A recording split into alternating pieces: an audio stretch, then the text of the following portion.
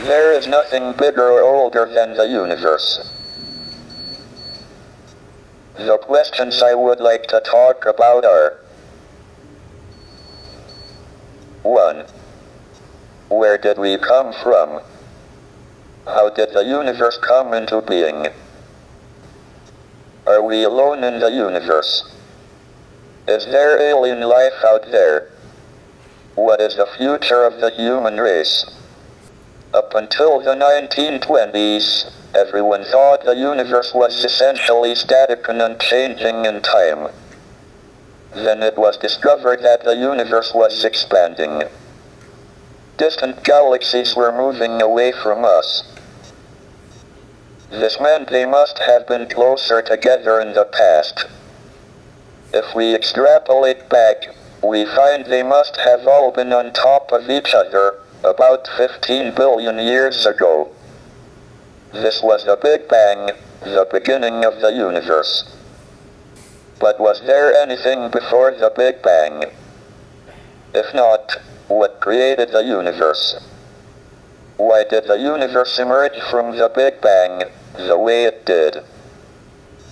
We used to think that the theory of the universe could be divided into two parts.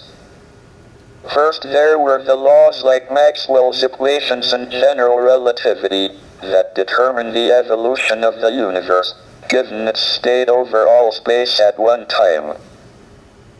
And second, there was the question of the initial state of the universe. We have made good progress on the first part, and now have a knowledge of the laws of evolution in all but the most extreme conditions, but until recently, we have had little idea about the initial conditions for the universe. However, this division into laws of evolution and initial conditions depends on time and space being separate and distinct. Under extreme conditions, general relativity and quantum theory allow time to behave like another dimension of space. This removes the distinction between time and space, and means the laws of evolution can also determine the initial state. The universe can spontaneously create itself out of nothing. Moreover, we can calculate the probabilities that the universe is created in different states. These predictions are in excellent agreement with observations by the WMAP satellite of the cosmic microwave background, which is an imprint of the very early universe. We think we have solved the mystery of creation. Maybe we should patent the universe and charge everyone royalties for their existence. I now turn to the second big question: are we alone, or is there other life in the universe? We believe that life arose spontaneously on the Earth, so it must be possible for life to appear on other suitable planets, of which there seem to be a large number in the galaxy.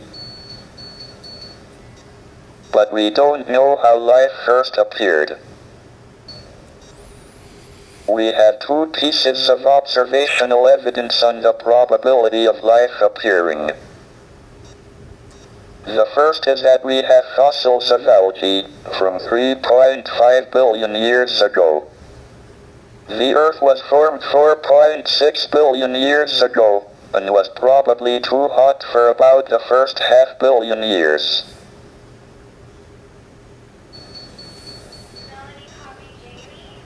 So life appeared on Earth within half a billion years of it being possible, which is short compared to the 10 billion year lifetime of a planet of Earth type. This suggests that the probability of life appearing is reasonably high.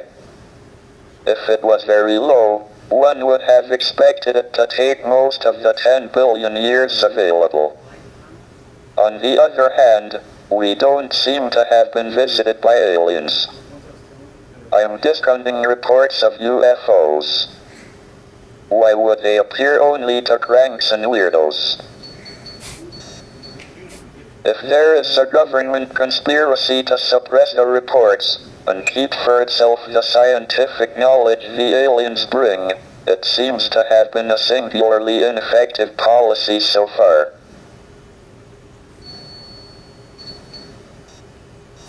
Furthermore, despite an extensive search by the SETI project, we haven't heard any alien television quiz shows. This probably indicates that there are no alien civilizations, at our stage of development, within a radius of a few hundred light years. Issuing an insurance policy against abduction by aliens seems a pretty safe bet. This brings me to the last of the big questions, the future of the human race. If we are the only intelligent beings in the galaxy, we should make sure we survive and continue. But we are entering an increasingly dangerous period of our history. Our population and our use of the finite resources of planet Earth are growing exponentially, along with our technical ability to change the environment for good or ill. But our genetic code still carries the selfish and aggressive instincts that were of survival advantage in the past. It will be difficult enough to avoid disaster in the next 100 years, let alone the next 1,000 or million. Our only chance of long-term survival is not to remain inward-looking on planet Earth, but to spread out into space. The answers to these big questions show that we have made remarkable progress in the last 100 years. But if we want to continue beyond the next 100 years, our future is in space. That is why I'm in favor of manned, or should I say, personed, space flight.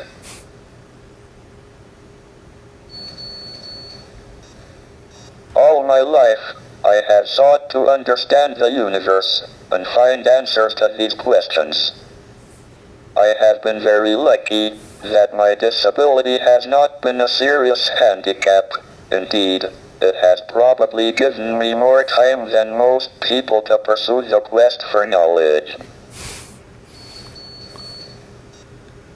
The ultimate goal is a complete theory of the universe, and we are making good progress. Thank you for listening.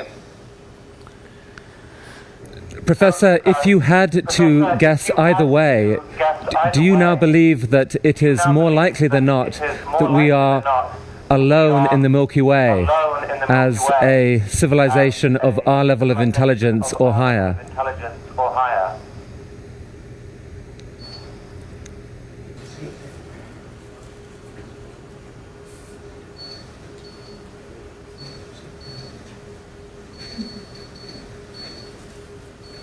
This answer took 7 minutes and really gave me an insight into the incredible act of generosity this whole talk was for Ted.